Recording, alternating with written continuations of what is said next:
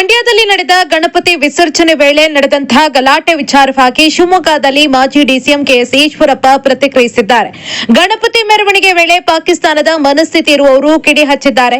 ಮಸೀದಿ ಎದುರಿಗೆ ಮೆರವಣಿಗೆ ಹೋಗುವಾಗ ಹೋಗಬಾರದು ಅಂತ ಕೃತಕ ಬಾಂಬ್ ಎಸೆದು ರಾಷ್ಟ್ರದ್ರೋಹಿ ಕೃತ್ಯವನ್ನ ಎಸಗಿದ್ದಾರೆ.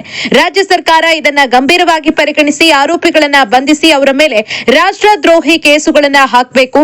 ಹಿಂದೂ ಮುಸ್ಲಿಂ ಕ್ರಿಶ್ಚಿಯನ್ ಪ್ರಶ್ನೆ ಇಲ್ಲದೆ ಬಿಜೆಪಿ ಕಾಂಗ್ರೆಸ್ ಜೆಡಿಎಸ್ ಪ್ರಶ್ನೆ ಇಲ್ಲದೆ ಎಲ್ಲ ರಾಷ್ಟ್ರಭಕ್ತರು ಇದನ್ನ ಖಂಡಿಸಬೇಕು ಅಂತ ಅವರು ಹೇಳಿದ್ದಾರೆ. ಕರ್ನಾಟಕ ರಾಜ್ಯದಲ್ಲೂ ಕೂಡ ಇನ್ನೂ ಪಾಕಿಸ್ತಾನದ ಪರ ಇರುವಂತ ಮನಸ್ಥಿತಿ ಇರುವಂತ ಮುಸಲ್ಮಾನರು ಈ ಬದುಕು ಮಾಡ್ತಾ ಇದ್ದಾರೆ. ಇದನ್ನ ರಾಜ್ಯ ಸರ್ಕಾರವು ಗಂಭೀರವಾಗಿ ಪರಿಗಣನೆ ಮಾಡಬೇಕು. ಅದು ಮುಂದೆ ಹಿಂದೂ ಮುಸ್ಲಿಂ ಕ್ರಿಶ್ಚಿಯನ್ ಅನ್ನೋ ಪ್ರಶ್ನೆ ಇದ್ದಾನೆ, ಬಿಜೆಪಿ ಕಾಂಗ್ರೆಸ್ ಜೆಡಿಎಸ್ ಅನ್ನೋ ಪ್ರಶ್ನೆ ಇದ್ದಾನೆ. ಎಲ್ಲ ರಾಷ್ಟ್ರಭಕ್ತರು ಈ ರಾಷ್ಟ್ರದ್ರೋಹಿ ಚಟುವಟಿಕೆಗಳನ್ನ ಖಂಡನೆ ಮಾಡಬೇಕು. ಇನ್ನೆಂದೂ ಕೂಡ ಈ ರೀತಿ ಕರ್ನಾಟಕ ರಾಜ್ಯದಲ್ಲಿ ದೇಶದಲ್ಲಿ ಆಗಬಾರದು. ಆ ರೀತಿ ಕ್ರಮ ತಗೋಬೇಕು.